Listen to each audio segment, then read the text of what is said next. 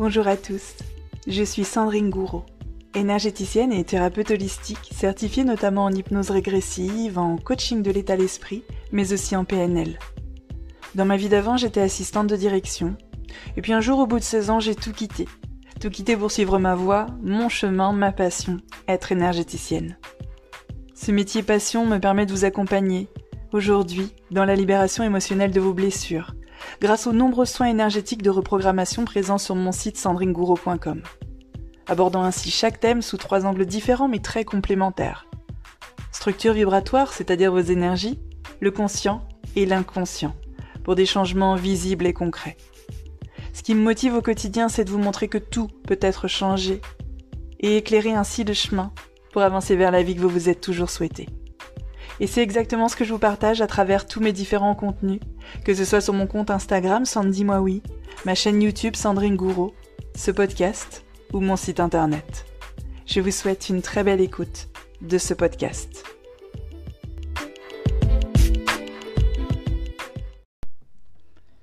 Coucou tout le monde, j'espère que vous allez bien, j'espère même que vous allez super bien et que vous vous investissez au quotidien dans le changement de votre vie pour aller mieux, tout simplement. Parce que vous savez, j'aime bien rappeler qu'il n'est pas nécessaire d'attendre d'aller mal pour vouloir aller mieux.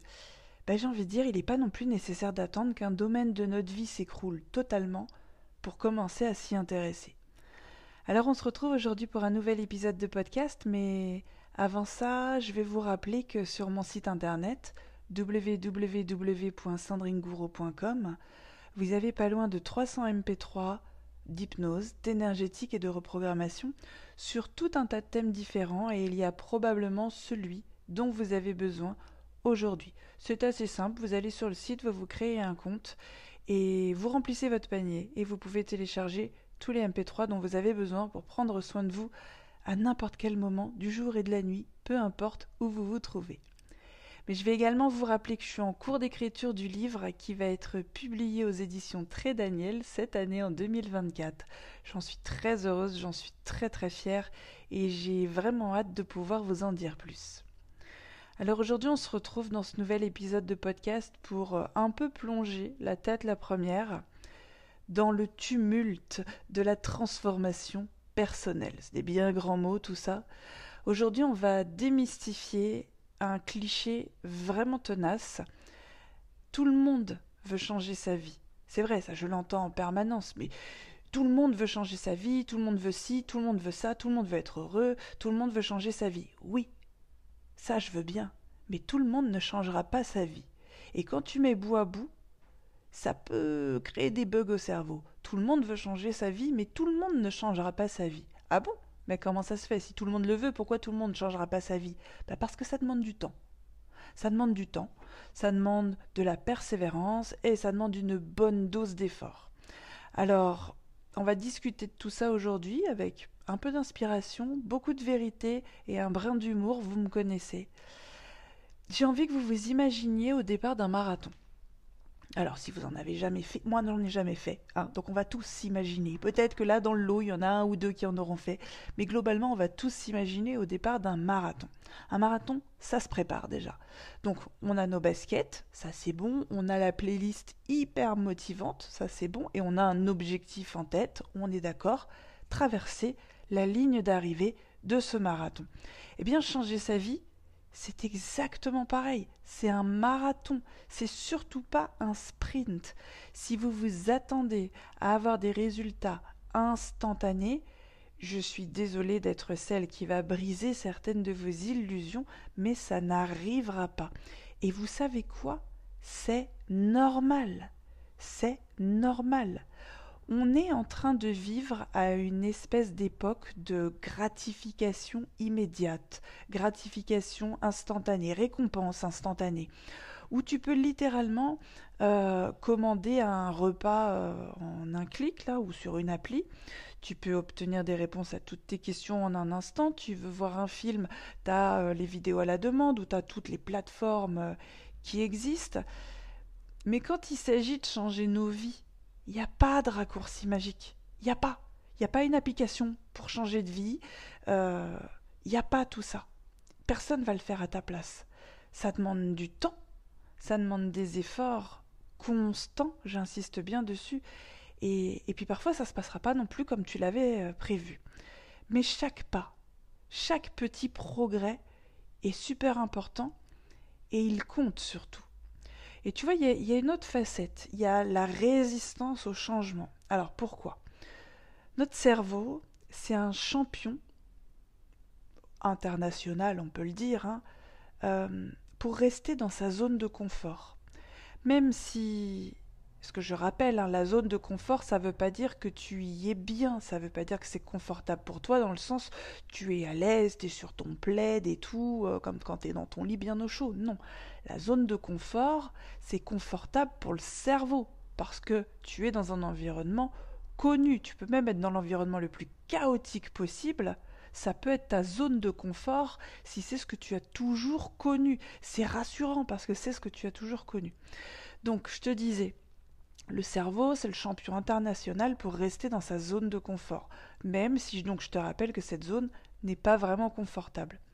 Sortir de cette zone de confort, c'est, j'ai une image ridicule, c'est comme essayer de laver ton chat. Ça va être compliqué. Ça va résister, ça va grogner, tu vas peut-être même te faire griffer, mais au final, ça va être bénéfique pour tout le monde. Il va sentir un peu meilleur, hein, et ça va être bon pour tout le monde. Donc, si tu rencontres de la résistance en cours de route, c'est bon signe, c'est une bonne chose. Ça veut dire que tu es en train de défier les limites de ton propre confort. Et c'est ça qui est important, surtout au début, pour savoir si tu sors de ta zone de confort, par défaut, ça va devenir inconfortable. Et alors, j'ai plus en tête, il y a une phrase, pourtant elle est sur mon frigo, mais il faudrait que je me lève et que j'aille jusqu'à mon frigo. C'est choix facile. Les choix faciles vont t'amener à une vie difficile et les choix difficiles vont t'amener à une vie plus facile. Eh bien oui, pour avoir quelque chose une vie plus simple, plus belle, plus facile, entre guillemets, hein, et plus confortable, il va falloir au début que tu traverses une zone d'inconfort. Pour quitter ton confort, il faut d'abord passer par de l'inconfort. Ensuite, j'aimerais parler de ce que moi j'appelle la fameuse excuse du manque de temps. Celle-là, je l'entends tous les jours. C'est vraiment l'excuse préférée de tout le monde. Je ne sais pas si vous l'utilisez ou si vous avez plutôt tendance à l'entendre. Hein. Combien de fois on a entendu ça? Je suis trop occupée pour changer ma vie. Hein. J'ai pas le temps. T'imagines, toi, t'as pas le temps d'écouter un audio. Et dites-vous qu'on m'a déjà écrit. J'ai pas le temps d'écouter un audio qui dure 14 minutes, donc on a déjà passé 30 minutes à m'expliquer qu'on n'avait pas 14 minutes pour écouter un audio. Bon, vous voyez le côté ironique de tout ça. On arrive tellement à se persuader qu'on n'a pas le temps. Bah oui, on en est persuadé au final. Mais en vrai, on a tous le temps, dans le sens où on a tous 24 heures dans une journée. Mais les taux de combien de temps tu passes sur les réseaux sociaux, sur ton téléphone, etc., c'est énorme. Alors, je ne diabolise pas les réseaux sociaux, je les utilise moi-même, que ce soit pour mon travail ou pour mon développement personnel. Les réseaux sociaux, c'est pas le diable, c'est ce que t'en fais. Tu peux passer des heures à scroller, je suis pas contre. Si tu scrolles sur des trucs de business, de développement personnel, de développement spirituel, des trucs qui t'apportent quelque chose, mais scroller sur des gens qui dansent pour tout et rien, à un moment donné, ou des pranks, c'est un mot que mes enfants m'ont appris, là, ces espèces de bêtisiers là, enfin je suis pas sûre que ça s'appelle un bêtisier, mais tu vois, ça ne t'apporte rien. Et à la fin de ta journée, tu dis que tu n'as pas le temps. Oui, tu n'as plus le temps parce que le temps tu l'avais, mais tu l'as employé à autre chose. Ce que je veux dire, c'est qu'on a tous le temps. On choisit juste de l'employer à ce qui est dans notre priorité à l'heure actuelle. Donc ça, c'est vraiment une phrase avec laquelle j'ai beaucoup de mal. Et ironiquement, c'est la phrase qu'on me sort le plus souvent. On me l'a encore sortie hier et j'ai arrêté le débat parce que j'ai bien compris que c'est un petit peu comme, c'est le contre Uno, quoi. On t'a sorti cette carte, c'est fini, il n'y a plus de jeu. Je suis trop occupée, j'ai pas le temps. D'accord. Ah bah voilà, c'est malin. J'ai coupé, j'aurais pu qu'à faire un montage après. Je vous disais qu'on a tous le même nombre d'heures dans une journée.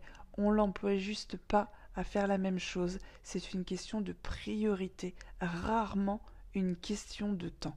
Si quelque chose est vraiment important pour vous, croyez-moi, vous trouverez le temps. J'avais lu ça dans un livre de Jen Sincero, mais honnêtement, c'est une phrase que tout le monde a pu prononcer à un moment dans sa vie, donc on ne sait même plus qui est à l'origine de cette phrase. C'est si tu veux, tu trouveras un moyen, si tu veux pas, tu trouveras une excuse. Et si là, vous êtes éventuellement pas d'accord, imaginez, il y a quelqu'un que vous voulez pas voir, qui vous envoie un message et ça serait bien qu'on se revoie si tu veux. Mais on imagine, il n'y a personne pour garder. Tu vas trouver une solution pour garder tes enfants, pour garder tes animaux. Tu vas trouver une solution s'il y a quelqu'un que tu as vraiment envie de revoir. Au pire, tu vas même dire bah, viens chez moi, on se débrouille.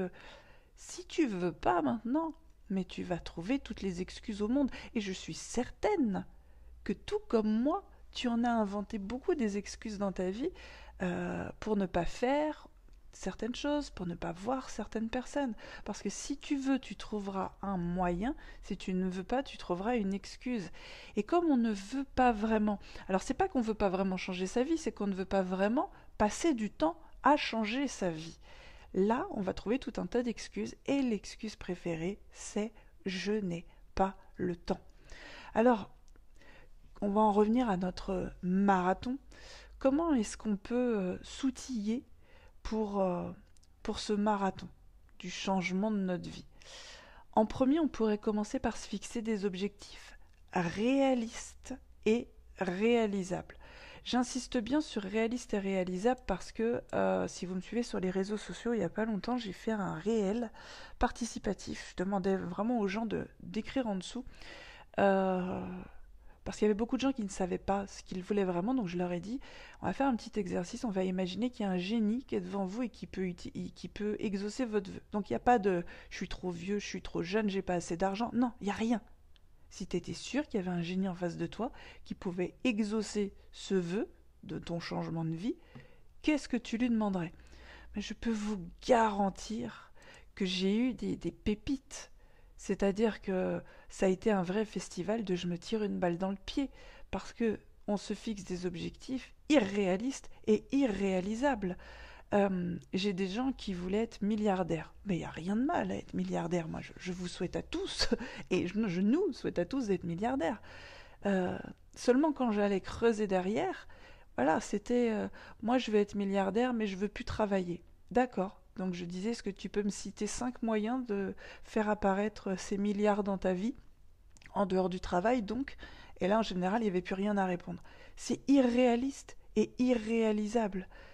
Quand je vous dis fixer des objectifs réalistes et réalisables, c'est quelque chose de concret, quelque chose que tu peux mettre en place. Peu importe si tu n'y crois pas, parce que tu as des croyances limitantes, tu as des peurs, tu as des doutes. Ça, on met ça de côté. Mais réaliste et réalisable, parce que non, tu ne peux pas devenir milliardaire dans une semaine sans travailler. Ça ne semble pas possible.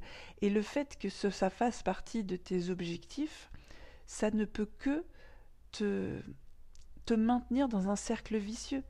Chaque fois, tu vas te rappeler que tu as des rêves et que tu pourras jamais les réaliser. Mais parce que tu vises des choses dont tu sais que ce n'est pas réaliste et ce n'est pas réalisable. Il y a plein de choses qui pourraient être plus réalistes et réalisables. Tu veux un peu plus d'argent, est-ce qu'on pourrait partir du principe que tu pourrais avoir à partir de maintenant 1 000 € de plus par mois? 1 000 € de plus par mois, c'est réaliste et c'est réalisable, qui que tu sois. T'as qu'à prendre une feuille et tu me fais la liste de 10 manières de faire apparaître 1 000 € dans ta vie avant un mois. Ben, moi, je te le donne en 1000. Il va y avoir, je vais vendre des vêtements sur Vinted, je vais vendre des vieux objets, je vais proposer du ménage, je vais proposer du babysitting, tu vois, je te parle d'objectifs réalistes et réalisables où on peut découler un plan derrière. Mais je veux être milliardaire et je veux plus travailler, euh, c'est pas un objectif. La personne qui le dit, elle y croit pas. C'est vraiment histoire de se dire, voilà, il y a les rêves, et les rêves, je les réaliserai jamais. Oui, surtout quand ils sont irréalistes et irréalisables.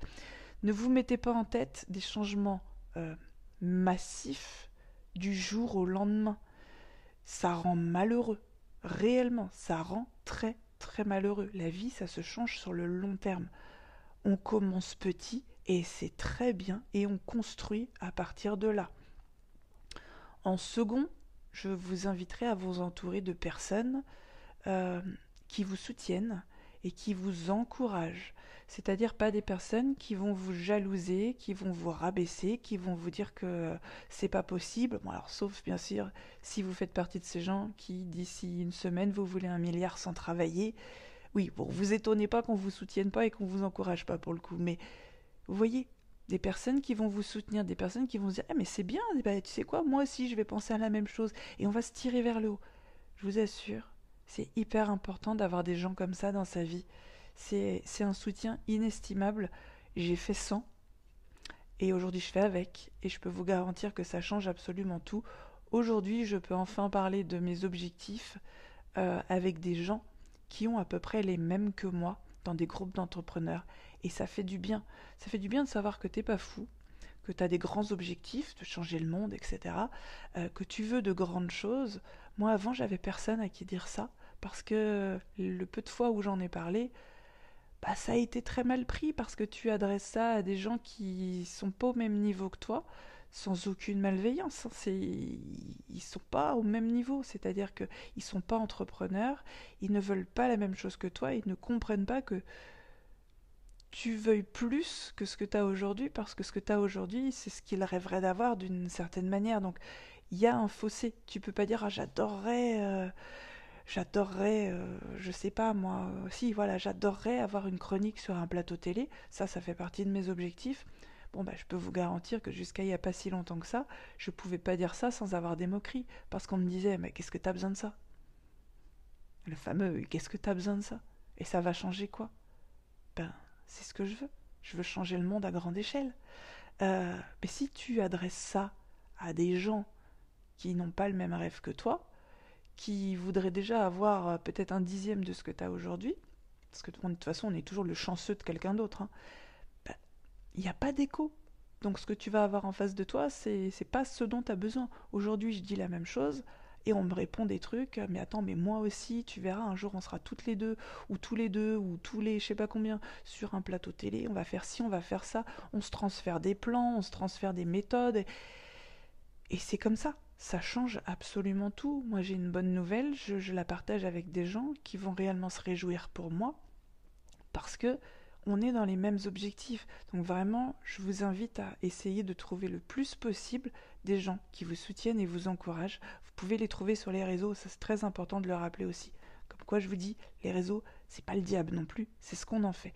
Le soutien social, ça peut faire toute une différence, surtout quand les choses deviennent difficiles. Vous voyez, par exemple, il y a un jour où les choses peuvent un peu moins fonctionner, vous allez en parler auprès de ces gens-là, et il y aura toujours quelqu'un pour vous dire, bah attends, mais moi aussi, hein, moi aussi j'ai vécu ça, et t'inquiète pas, c'est normal, et puis, et on se rebooste et on se ressoutient. Euh, pour conclure, j'aimerais juste apporter un petit truc, pas oublier l'importance de célébrer chaque victoire, aussi petite soit-elle. Euh, vous voyez qui vous êtes aujourd'hui? Ben, la version de vous aujourd'hui, c'est quelque chose où à une époque, vous avez cru que ça n'existerait jamais. Vous avez cru que ça ne serait pas possible, vous avez cru que ce serait inatteignable. Vous êtes probablement aujourd'hui, en partie ou en totalité, le tableau de visualisation que vous aviez à une époque. N'oubliez jamais de célébrer ça, parce qu'on a tendance à toujours être un petit peu pas très content, parce que notre vie, elle ressemble pas encore à ce qu'on aimerait. En fait, aujourd'hui, on a déjà atteint des paliers qu'on voulait viser auparavant. Donc là, on a d'autres paliers. C'est ce qui nous donne cet arrière-goût de ah ben j'atteins pas mes objectifs. Mais regarde-toi aujourd'hui. T'as atteint des milliers d'objectifs pour en être déjà jusqu'ici. Donc n'oubliez pas de célébrer chaque victoire. Moi, ça fait quelques années que je le fais. Je me fais un cadeau pour chaque victoire. Alors au début, je l'ai fait quand je faisais de très bons chiffres d'affaires et que j'étais très fière de moi.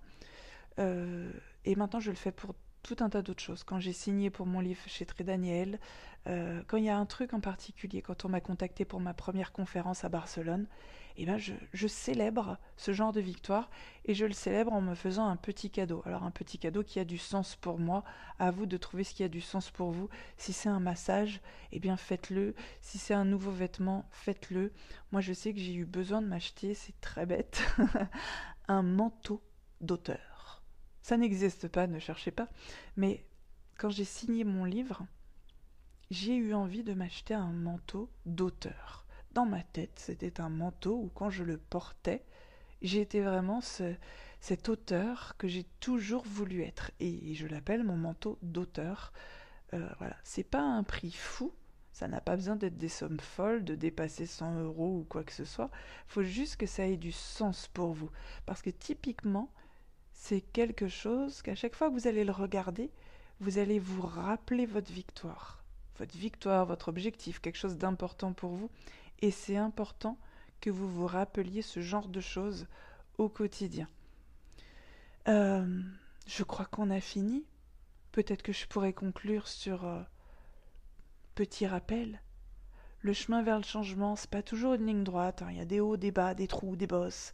Il y a des ronces, il y a plein de choses. Il y a des doutes aussi, et de la frustration, c'est normal. Mais oubliez jamais que chaque petit pas que vous faites en avant, c'est un petit pas qui vous éloigne encore plus de qui vous étiez, de ce que vous viviez auparavant. Et ça, c'est très important de le rappeler. À chaque fois que vous faites un pas, vous vous rapprochez de plus en plus près de la vie que vous voulez vivre et vous vous éloignez de plus en plus de ce que vous avez voulu quitter. Je vous remercie de tout mon cœur de m'avoir écouté aujourd'hui. C'était un petit peu plus long que je l'aurais voulu parce qu'il y avait pas mal de choses à dire et puis comme je suis pas très cadrée. Merci de m'avoir écouté. Je vous souhaite plein de bonnes choses et à une prochaine fois.